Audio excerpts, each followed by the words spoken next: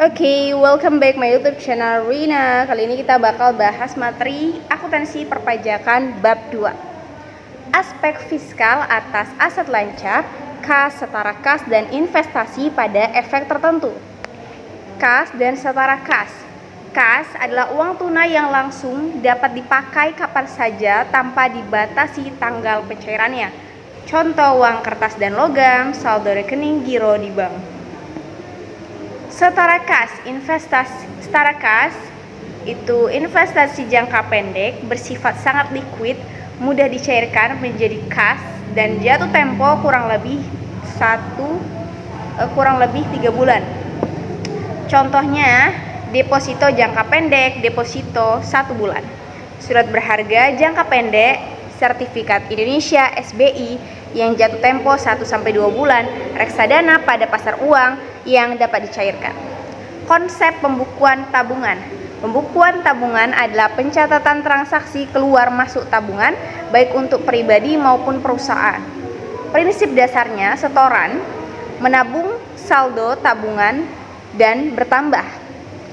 Menambah saldo tabungan bertambah. Penarikan, mengambil uang, saldo tabungan berkurang. Bank mencatat semua transaksi dalam buku tabungan rekening dan rekening koran. Hal ini merupakan bukti resmi dari bank. Dalam akuntansi perusahaan, tabungan dianggap sebagai kas di bank dan dicatat dalam buku besar dengan jurnal. Setor uang, debit kas di bank, tarik uang, kredit kas di bank. Klasifikasi investasi pada efek tertentu. Yang pertama, berdasarkan jangka waktu. Investasi jangka pendek, aset lancar. Tujuannya cepat dicairkan, biasanya 1 tahun. Contoh saham untuk trading, obligasi, jatuh temponya kurang 3-6 bulan. Investasi jangka panjang, aset non lancar, disimpan lama lebih dari 1 tahun untuk dapat dividen dan bunga yang lebih gede lagi. Contoh saham anak perusahaan, induk. Perusahaan yang membeli saham suatu perusahaan lebih dari 50%, tujuannya bukan untuk dijual tapi untuk mengendalikan anak perusahaan. Contoh lainnya adalah obligasi 5 tahun. 2. Berdasarkan tujuan kepemilikan. Trading sekuritas diperdagangkan, dibeli untuk mencari untung cepat dan dijual kembali dari jual beli. Available for sale, bisa dijual kapan aja tapi bukan untuk trading jangka pendek. How to maturity, efek utang kayak obligasi yang niatnya disimpan sampai jatuh tempo. Perlakuan akuntansi pajak investasi pada efek utang dan ekuitas. Yang pertama, investasi pada efek tertentu, pada efek utang, obligasi, SBN, dan lain-lain. Efek utang adalah surat berharga berupa pinjaman seperti obligasi. Dalam akuntansi dicatat sebesar harga perolehan. Jika mendapat bunga atau kupon, maka diakui sebagai pendapatan bunga. Jika dijual, maka mendapatkan laba atau rugi penjualan obligasi. Dalam pajak, aspek fiskal, pendapatan bunga atau kupon obligasi kena PPh final 15%. Jika obligasi diperjualbelikan, transaksi penjualan bisa kena pajak sesuai aturan, biasanya PPh final juga.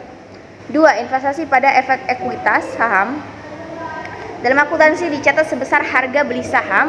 Jika mendapatkan dividen, maka dicatat sebagai pendapatan dividen. Jika saham dijual, akan ada laba atau rugi pada penjualan saham. Dalam pajak, aspek fiskal, dividen kena PPh final 10% untuk wajib pajak dalam negeri, tetapi terdapat pengecualian jika dividen diinvestasikan kembali di Indonesia sesuai syarat UU, bisa tidak kena pajak. Penjualan saham di bursa, maka dikenai PPh final 0,1% dari nilai bruto laba kotor transaksi. Pajak penghasilan PPh final 15%, bunga, obligasi, efek utang. Berlaku untuk pendapatan bunga dan obligasi dan surat berharga negara SPN. Disebut final karena setelah dipotong pajak selesai, tidak perlu lagi di SPT tahunan. Contoh, kalau dapat bunga 1 juta, langsung dipotong pajak 150.000, 15%, sisanya 850.000 diterima investor. PPh final 10%, dividen saham, efek ekuitas. dikenakan atas dividen yang dibagikan perusahaan kepada pemegang saham dalam negeri. Tapi ada aturan khusus, kalau dividen ini diinvestasikan lagi di Indonesia sesuai ketentuan bisa tidak kena pajak. Contoh dividen 2 juta, pajak dipotong 200.000 10%, kecuali kalau diinvestasikan kembali sesuai syarat. PPh final 0,1% penjualan saham di Bursa Efek dikenakan pada setiap transaksi penjualan saham di Bursa Efek BEI, tarifnya 0,1 dari nilai butro transaksi, bukan dari laba. Contoh jual 10 juta, langsung dipotong 10.000, 0,1 meskipun investor untung atau rugi. Kesimpulan sederhana, 0,15% untuk obligasi, 10% untuk saham, dividen saham, 0,1 untuk transaksi jual beli saham di Bursa Efek.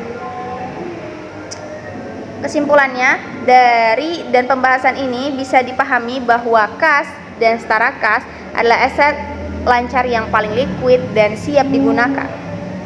Investasi pada efek tertentu bisa berupa utang maupun ekuitas saham dengan tujuan jangka pendek maupun jangka panjang. Dari sisi aspek fiskal, perlakuan pajak sudah diatur dengan mekanisme PPh final, yaitu bunga obligasi dikenakan 15%, dividen saham 10%, diinvestasikan kembali sebesar 0,1% dari nilai bruto. Disebut final karena langsung dipotong dari saat transaksi dan tidak perlu dihutang ulang seperti EPT tahunan meskipun tetap wajib dilaporkan. Itulah materi tentang bab 2. Kita bakal lanjut ke bab 3. Bye bye.